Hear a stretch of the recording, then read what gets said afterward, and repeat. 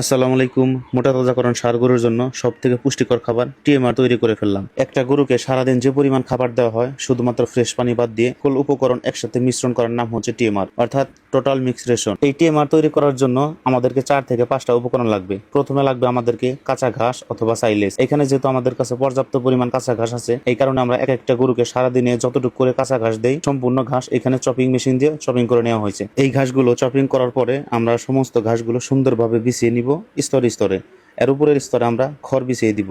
যেহেতু আমাদের কাছে কোনো খড় কাটার মেশিন নাই, এই কারণে এখানে যে খড়গুলো দেখতেছেন এগুলা কিন্তু হাত দিয়ে কাটা হয়েছে 4 থেকে 5 ইঞ্চি করে। এই খড়গুলো ঘাসের উপরে বিছিয়ে দেওয়ার পরে এরপরে আমাদেরকে পর্যাপ্ত পরিমাণ পানি দিতে হবে। যেহেতু এখানে সম্পূর্ণ দানাদার খাবার শুকনো অবস্থায় যাবে, এই জন্য এখানে আমরা চিটাগুড়ের সাথে 8 থেকে 10 লিটার পরিমাণ পানি দিব, যাতে এটা আমরা দানাদার খাবারের উপরে সুন্দরভাবে বিছিয়ে দিতে পারি। বালতির মধ্যে আমরা 8 থেকে 10 লিটার পরিমাণ পানি নিলাম। এরপরে আমরা এর মধ্যে চিটাগুড়টা দিয়ে দিব। যেহেতু এখানে আমরা ড্রাই মোলাসেস ব্যবহার করতেছি, আমাদের কাছে লিকুইড না থাকার কারণে এটা হচ্ছে আমরা নিয়ে আসছি টিএমআর তৈরি করার জন্য। তো এর আগে কখনো আমরা ড্রাই মোলাসেস ইউজ করি নাই, তবে এখানে 1 কেজি ড্রাই মোলাসের সমান 4 কেজি লিকুইডের সমপরিমাণ। যাই হোক, এটা আমরা ভালোভাবে খড়ের উপরে ভালোভাবে ছিটিয়ে দিব, যাতে এটা সুন্দরভাবে খড়গুলো ভিজে থাকে, এবং এর উপরে আমরা স্তরে স্তরে দানাদার খাবার দিব।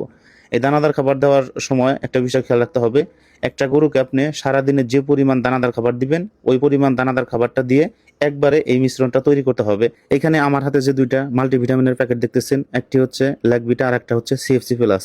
তো এগুলো হচ্ছে মোটা তাজাকরণের জন্য এবং গাভী গরুর জন্য অত্যন্ত কার্যকরী।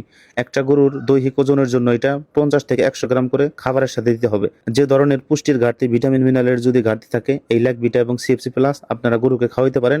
আশা করি এইটা থেকে ইনশাআল্লাহ ভালো রেজাল্ট পাবেন। তো এই ল্যাকভিটা এবং সিএফসি প্লাস আপনারা দিনান এগ্রোতে পেয়ে যাবেন। এই ভিডিওর কমেন্ট বক্সে তাদের নাম্বার এবং ডিসক্রিপশন বক্সে তাদের পেজের লিঙ্ক দেওয়া থাকবে, যাদের প্রয়োজন আপনারা সেখান থেকে নিয়ে নেবেন। যাই হোক, এভাবে স্তরে স্তরে দানাদার খাবার দেওয়ার পরে এবং সকল প্রকার উপকরণ দেওয়ার পরে এটা হচ্ছে আমাদেরকে বেলচা দিয়ে অথবা হাত দিয়ে ভালোভাবে মিশ্রণ করতে হবে, যাতে প্রত্যেকটা উপকরণ ভালোভাবে একত্রে মিক্সার হয়। এভাবে মিশ্রণ করার পরে আমরা হচ্ছে অর্ধেক সম পরিমাণ খাবার সকালবেলায় দিব এবং বাকি অর্ধেকটুকু খাবার আমরা বিকালবেলায় দিব। অর্থাৎ সকালবেলায় যে সম পরিমাণ খাবার দিতে হবে এই খাবারটা আমরা 2 বেলায় দিব।